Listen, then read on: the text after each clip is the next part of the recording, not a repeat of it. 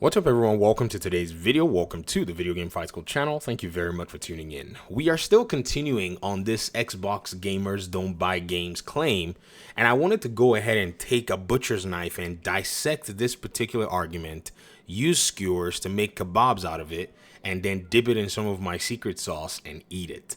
Because this argument is quite easy to beat down and it's quite stupid, and to be honest, I gain a lot of joy in destroying this argument simply because when you work it out to its logical framework, it actually falls apart. Now, I'm not attacking you if you make the argument. Please, let's make sure that we understand that we're adults here. It's just that I'm attacking the argument itself, which is basically the substance of what people are trying to claim here that doesn't seem to make sense to me.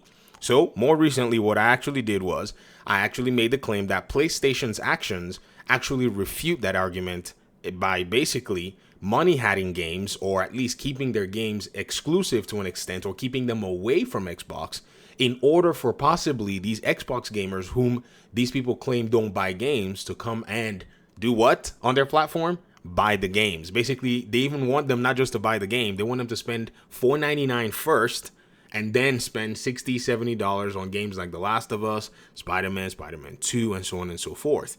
Right? Now, we know PlayStation has its own challenges in terms of finances. The big expensive games have kind of put them in a position where bringing them to PC, the biggest platform among the three or four, is now a viable way of making extra money, bringing it down the line.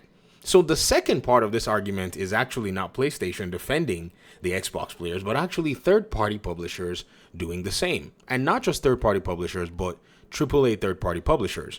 Now, this very interesting claim that people are making, some of them are fanboys who basically listen to people on Twitter and listen to people on YouTube and don't think about those arguments, and they come and vomit and regurgitate the same argument, is one that makes me really laugh, simply because the third-party publishers still are putting their games on Xbox. Now, why are they putting their games on Xbox? Well, the answer is quite simple. They're putting their games on Xbox because they realize that there's a 27-point-something million player base that is ready to go ahead and play your game. If you are able to make a good game, the game is going to basically sell based on its own merits, based on its own capability to attract players to it. It's not necessarily ever been a thing of, oh, Xbox gamers don't buy games because of Game Pass or whatever it is. This has always been a thing that third-party publishers have prioritized. Ubisoft, EA, From Software, Bandai Namco, all of these people that publish and develop games will put their games on Xbox regardless of whatever the prevailing thought process has always been. So I still always go ahead and look at this particular sentiment and I laugh at the same time. Now, here's the thing. I've been seeing this all other, sentiment, which is coming from anonymous sources. This, like SkillUp said, one of the people on his team spoke with a dozen, AA developers. And then Chris Drain comes up with this other stuff about, oh, yeah, it seems like these gamers don't necessarily, want to play games on Xbox because of Game Pass and such and whatever and whatnot. But at the end of the day, we don't know who these developers are. And to be very honest, I'm sure that the AAA developers are happy that these AA developers don't want to put their games on Xbox, simply because it creates what I think is room and space for them to put these games on Xbox. And not only put the games on Xbox, but expect that gamers on Xbox, whom you claim don't buy games, actually buy them. Because if we actually take a look at Game Pass right now, and look at the number of AAA games that are available on Xbox, you're going to see that there is a clear disparity in terms of the games that are on Game Pass compared to the games that are on Xbox's store. No one on Xbox expects that their AAA games show up day one. Microsoft is just basically checkmating PlayStation with Game Pass now because they've opened the wallet. That's a different fight. However, the third-party developers and even some AA developers are still committed to basically keeping their games without them being on sale and basically selling them as they want, especially good games where the publisher and the developer know that they've made a really good product and are going to go ahead and hold on to that product. It's sometimes where some developers are not necessarily confident in their game or don't necessarily know what the market conditions may be, then they go ahead and they put on the Game Pass thing and they go ahead and say to Microsoft, hey man, if Microsoft agrees or allows them, they go in with the Microsoft deal and they get their, sure bank of money. That's basically what it is. And then they go for Game Pass. I see a lot of people saying that Game Pass is bad for the industry. They're talking about all this nonsense, but no one has actually asked the developer who actually has gotten Game Pass money if it was bad for them. Right? I mean, how many of you have actually watched those interviews or actually heard from those developers who got a Game Pass deal? Most of them are happy that they got a Game Pass deal. Why? Because if you've ever developed a video game, you'll know how expensive it is. I've been working on my own video game and it's all been coming out of my pocket. Trust me, ladies and gentlemen, a Game Pass deal is going to basically help you recoup your cost even before the game goes out on its first sale.